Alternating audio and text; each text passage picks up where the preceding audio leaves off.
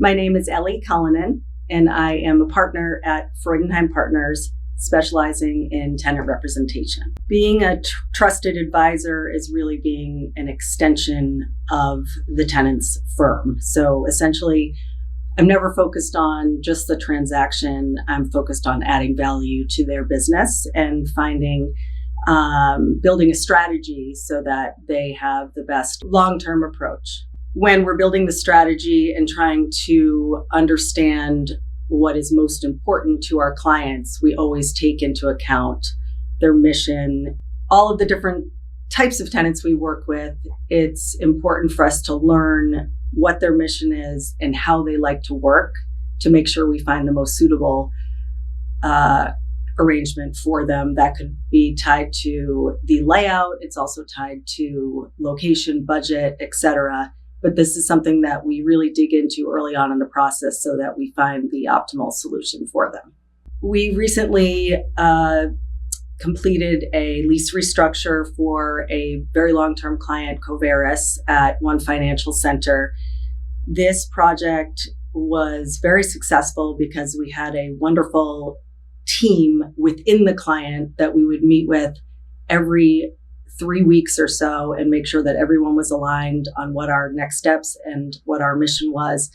What I find to be the most successful way to approach a project is to have true collaboration and open communications with the clients so we really understand what's most important and don't have any missteps along the way. We recently worked with a growing tech firm, Ketrix, in Kendall Square, which was a very interesting project. They were growing very, very rapidly, and we were able to move them out of a co-working space into a permanent space, which provided them a lot of flexibility as they grow. The guiding principles for myself and my team is to always have open communication, always lead with integrity, and don't just focus on the transaction, focus on the relationship. Many times over the years, it's pretty entertaining. Actually, people read our card and see trusted advisor and they have no idea what we do or frankly, who's paying us. So we need to always clear up what our role is and how we can help them. And in the end, they're very pleased. As a tenant rep, many companies don't realize how involved and how helpful we can be in the process. I think a lot of times tenants think they can go about the process on their own. Sometimes tenants really don't understand the importance of having someone looking out for your best interests and not the landlord's. And they don't realize how important it is to have the knowledge of the process, but also the market knowledge to make sure that they're making the best decision.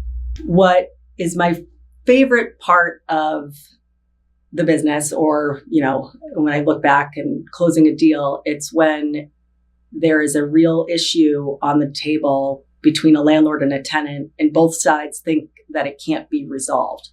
What I love to do is take a step back, to talk to each side, and really come up with a good solution where both sides are, contributing and bending a bit.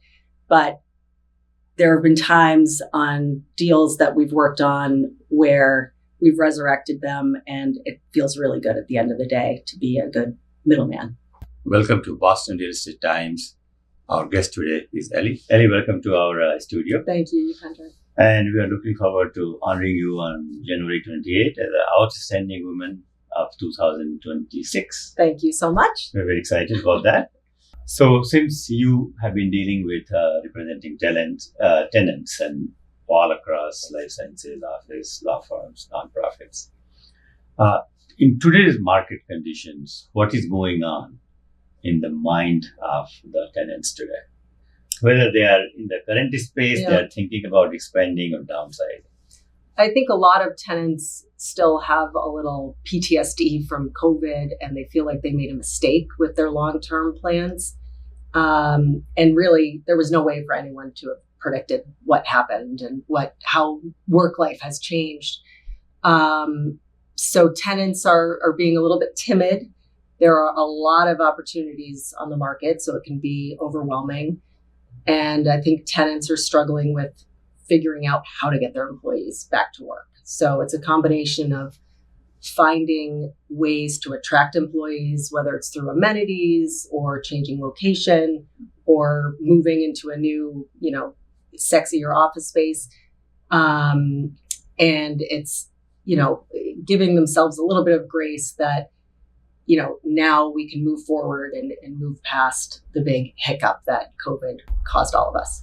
So all the studies, at least, I have seen, most studies predict that at least about 30% of the employees are not going to come back. Or even if they come back, they'll be not there for all the time, 7 days a week. Yes.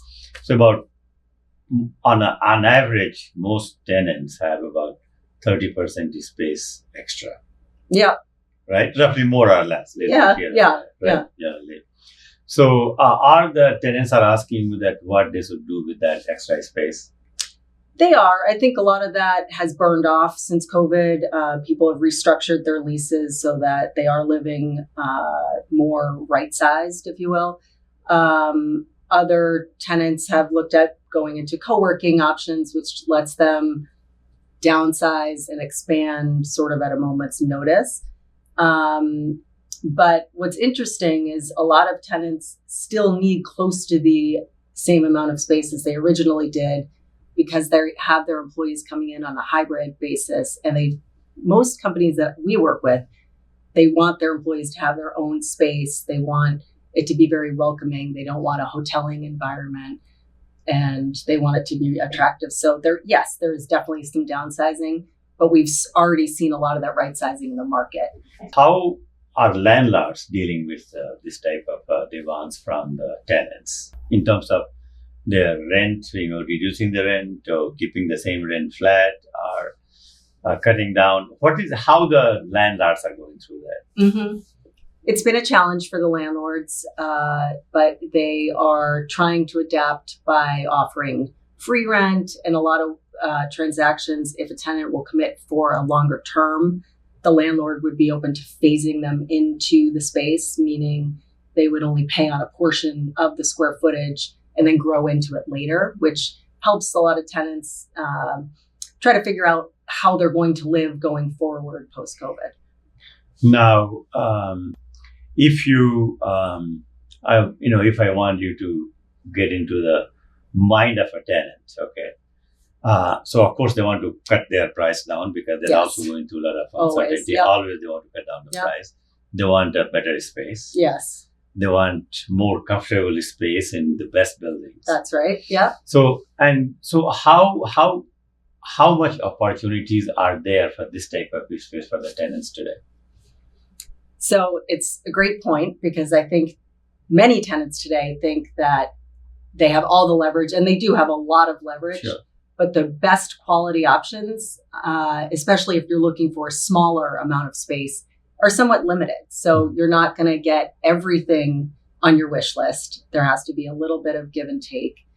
And I think, we're starting to see a little bit more velocity in the market. And today we saw the report from JLL, and it's very optimistic outlook it painted that this is the best year in the last 4 years in Boston. There's a lot of activity. We need that activity to turn into actual transactions, but things are feeling much better than they were over the last 18 months or so. Yeah.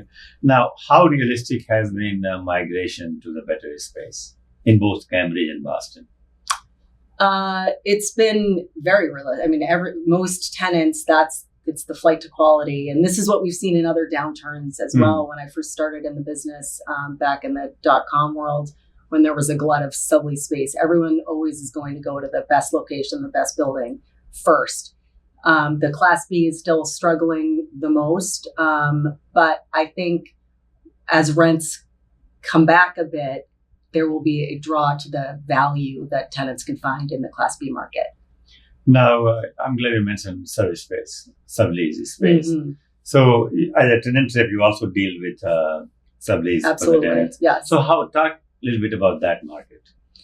So a lot of the COVID sublease space has been absorbed or the leases have expired. So we're seeing a fair amount of it on the market, but it's not as much of a driver as it was immediately after COVID.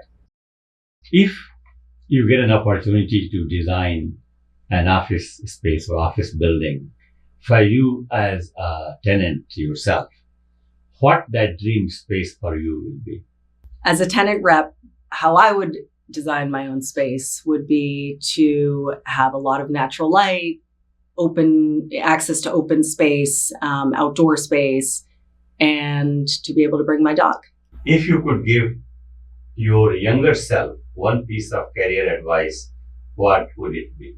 What I would say to my younger self is that it is a marathon, not a sprint, and that if you always focus on providing value and truly helping your customers, telling them market information, building a strategy, and not focusing on lease expirations or a transaction, that is really what's going to win out in the end and cause you to have a successful career. The commercial real estate market has obviously changed dramatically since COVID, and there are a lot of challenges that landlords have had over the past several years. When I see some of these challenges, there are also really great opportunities for tenants, some of which include adaptive reuse of kinds of lab space into robotic space. Right now, we're working with a very successful growing robotics group out of MIT, and they had a ton of options to consider given the amount of lab space that's on the market. In today's real estate market, obviously things have changed very dramatically since COVID, and a lot of companies are struggling having employees coming back into the office. So when we're working with tenants, we're trying to dig in and really find out what's most important to their employees to have that draw, because most companies would love to have their folks back in the office.